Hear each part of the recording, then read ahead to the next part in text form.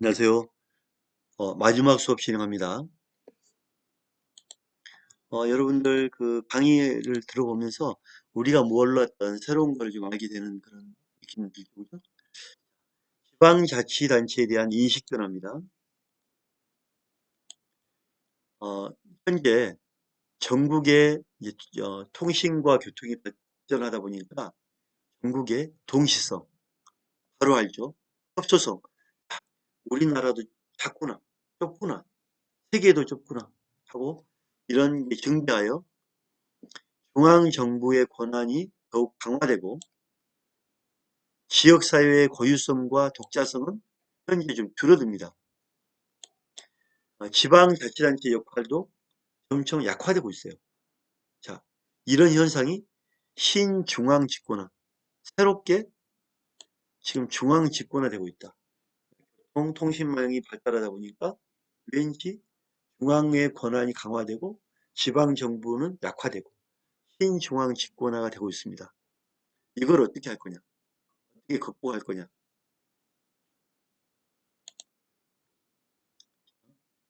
현대 국가를 지칭하여 일반적으로 지금 복지국가다.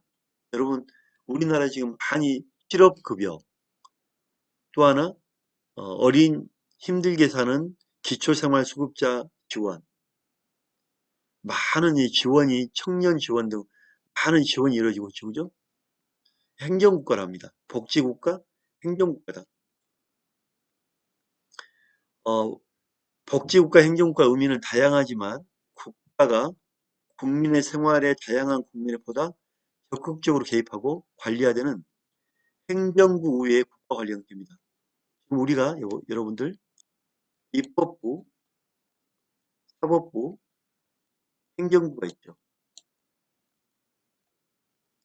그런데 입법부에서는 법률을 제정합니다. 사법부에서는 뭐 하죠? 재판을 하죠, 재판. 행정부의 역할. 한번 볼까요? 우리가 헌법이 있고 법률이 있죠. 법률은 국회의회에서 하죠. 명령이 있죠. 조례가 있습니다. 규칙이 있습니다. 규칙과 조례는 지방자치단체에서 만든 거죠. 자치 입법이라고 합니다.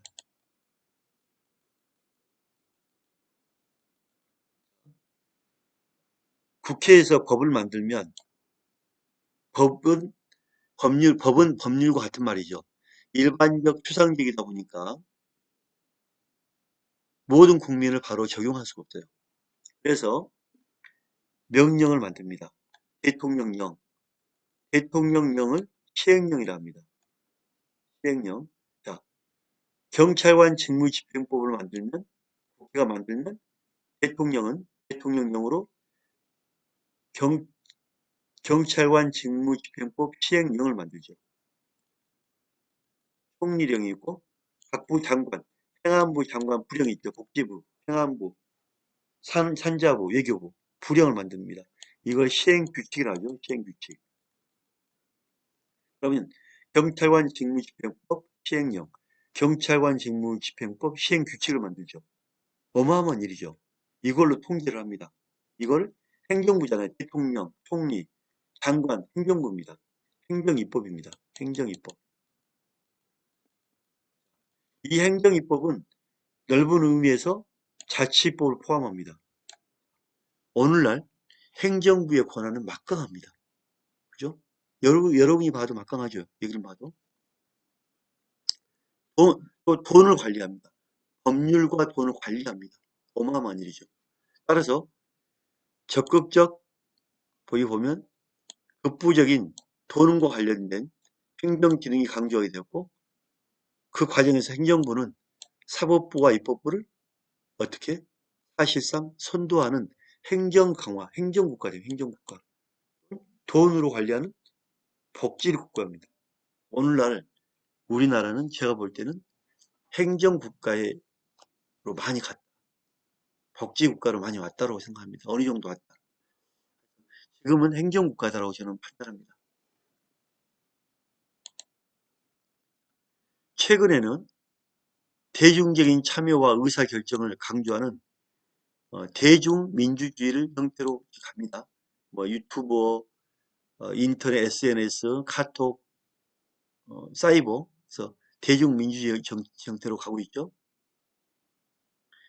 자, 또 하나 우리나라는 위임입법, 방금 행정입법에 강화하는 행정부 우유의 국가관리 체제로 규결되어 우리나라가 행정국가로 진행을 가속화됐다. 그래서 앞으로 여러분들 행정국가, 복지국가 이런 용어를 좀 쓰기 바랍니다.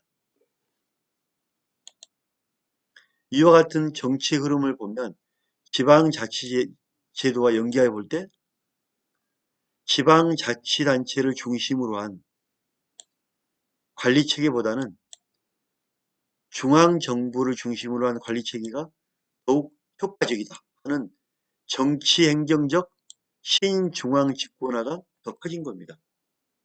행정국가, 복지국가 되면서 요즘에 행정국가, 복지국가 되면서 신중앙 집권화가 가속화되었다.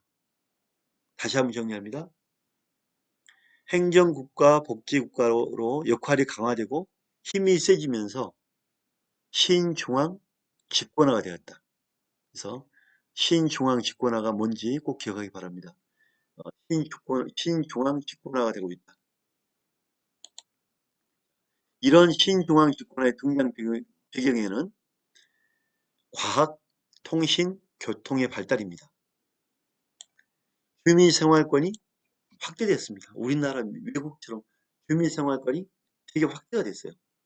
그리고 천안에 있던 우리가 서울에 살고 서울에 있는 사람이 천안에 살고 부산에 살고 집은 천안인데 서울에서 직장하고 집은 천안인데 부산에서 직장 생활하고 이런 생활권이 확대된 거예요. 또한 사회적 최저 생활의 수준에 대한 요구. 우리가 가난하면 돈 주세요. 옛날에 말 못했어요.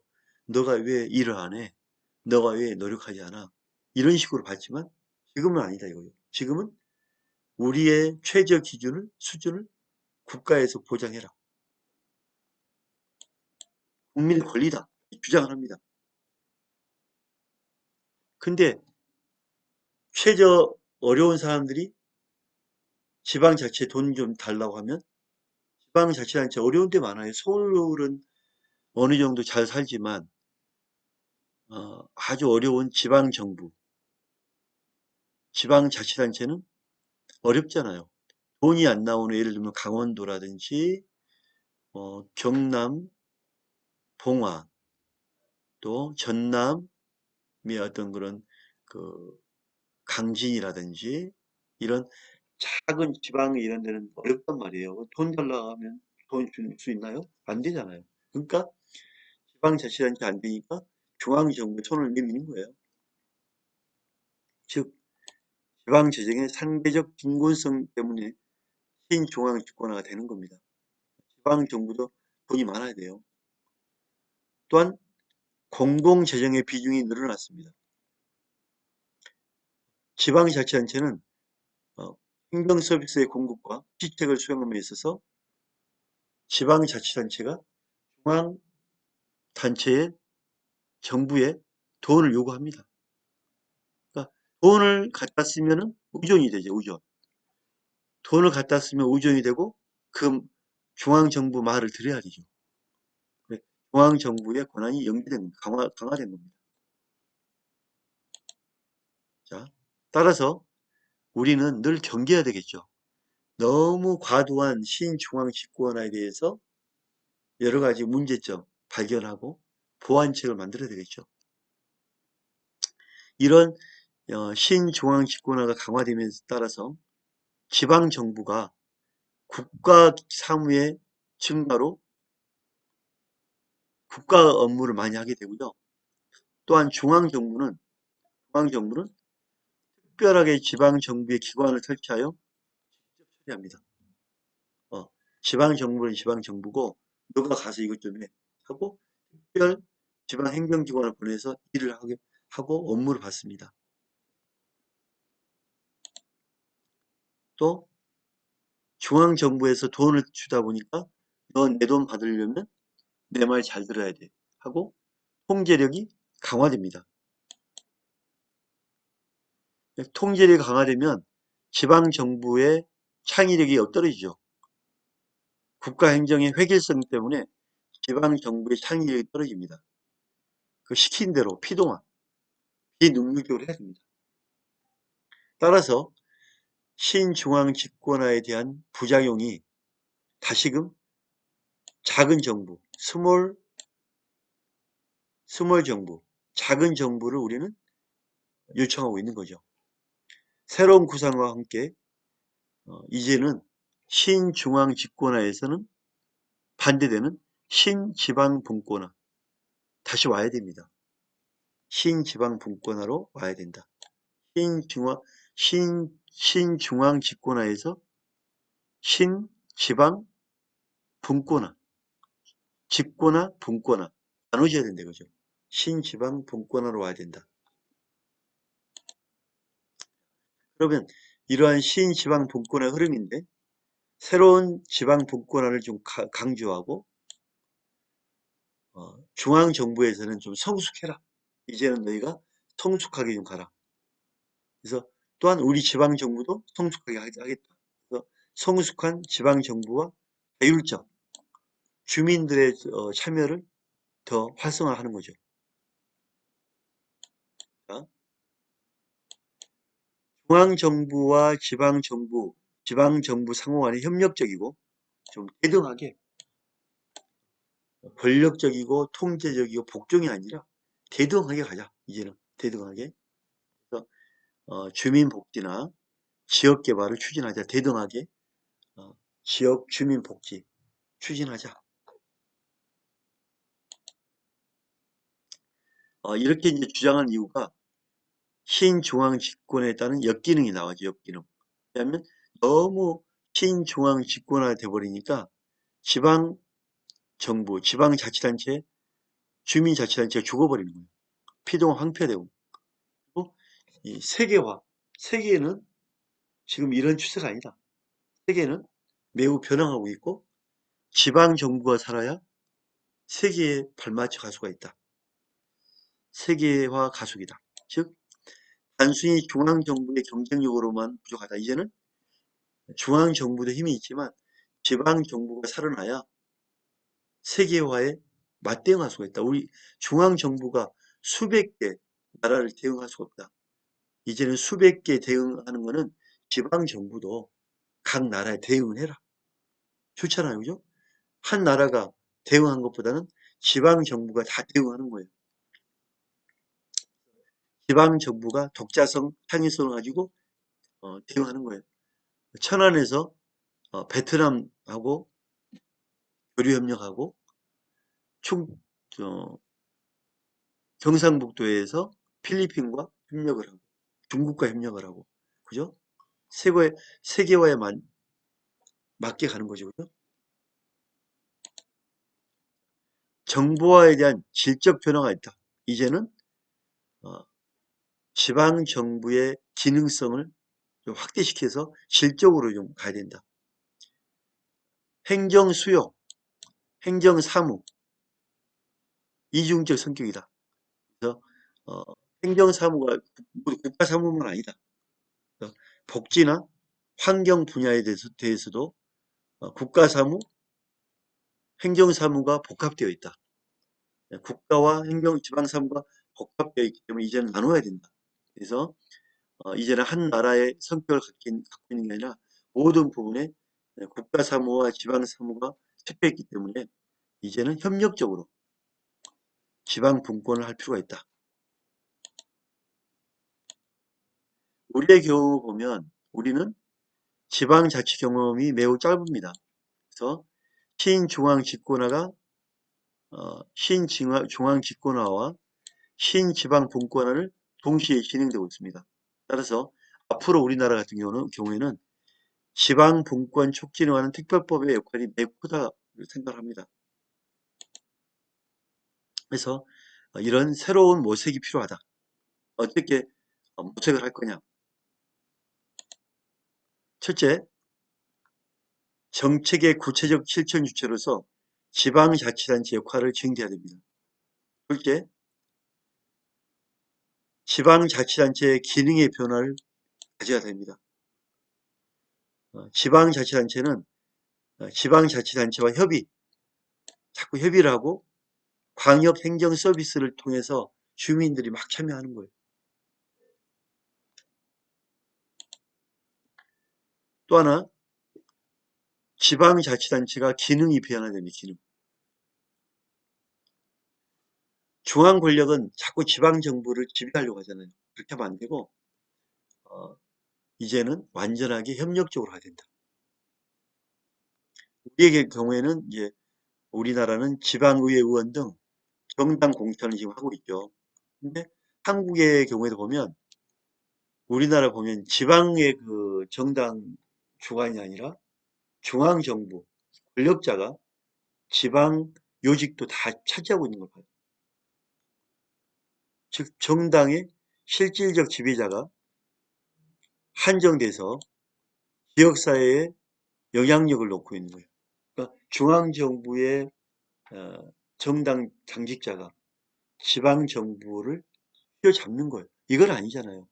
지방정부에 이양을 하고 본인은 자기 역할을 충실해야 되겠죠. 이렇게 정치로 분권화가 돼야 된다. 따라서 이제는 소극적인 지방관리에서 적극적인 주민복지행정으로 가야 되고, 둘째는 참여적, 협조적, 파트너십을 갖고 와야 된다. 그래서 우리나라는 49년대에 공포됐는데 5.16 혁명 때 이런 게 이제 정지가 됐죠. 효력이. 그래서 우리나라에는 좀 이렇게 아픈 역사가 있었는데 지금 1988년에 지방자치법을 전면 선포했죠. 전면 개정 지방자치법 했고요. 노무현 정부에서 이제 지방분권특별법, 국가균형발전특별법을 비롯한 다양한 제도를 도입했고요. 이명박 정부의 지방분권촉진법, 지방행정체제에 관한 특별법, 세종특별시 설치에 관한 특별법 등 제도가 도입되었죠. 그죠? 미국의 경험을 좀 우리가 많이 본받아야 되는데, 미국은 연방국가입니다. 연방국가이기 때문에 연방정부인 이 연방정부가 중앙정부에 해당하고요. 기본적으로 국방과 외교, 주정부 간의 관계 조정은 연방정부가 합니다. 그래서 우리나라로 치면 연방정부가 우리나라로 치면 중앙정부입니다. 미국은 중앙정부, 연방정부, 주정부, 또 주정부 밑에 지방정부가 있죠. 연방, 주정부, 지방정부에서 다 분권화했어요. 그래서 우리나라도 미국처럼 좀 이렇게 더 분권화된다고 봅니다. 미국은 연방정부, 정부, 지방정부 간에 서로 독립적 지위에서 권한을 행사합니다. 또한 어느 한 정부가 다른 정부를 통제하거나 하부 행정기관처럼 다룰 수가 없습니다. 예를 들면 지방정부에서는 자신의 경찰국을 설치하고 예산 인사를 정책을 수행하고 경찰국장도 지방정부의 장에 임명합니다.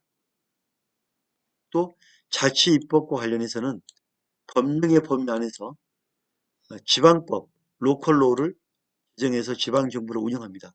미국이 되게 발전해 있죠. 그죠? 저는 미국처럼 우리나라도 가야 된다고 봅니다. 따라서 기관 위임 사무 제도를 우리나라는 많이 개선해야 됩니다. 그래서 위임할 거는 많이 위임해라. 둘째, 성격이 변화돼야 되는데 국가 위임 사무 제도를 축소하고 지방 재정을 확충하고 중앙 정부의 지방자치단체에 대한 행정 통제를 많이 못하게 몇 가지만 통제하고 나머지 하지 마라. 제도화해야 됩니다. 긍정적 방향 제도화. 그 다음에 주민자치 중심의 지방정부를 실현하는 겁니다. 이렇게 해서 중앙정부와 지방정부의 역할, 신중앙 집권화에서 신지방 분권화로 변화, 이런 방향이 올바른 방향으로 생각합니다. 이 시간 수업 마치겠습니다. 감사합니다.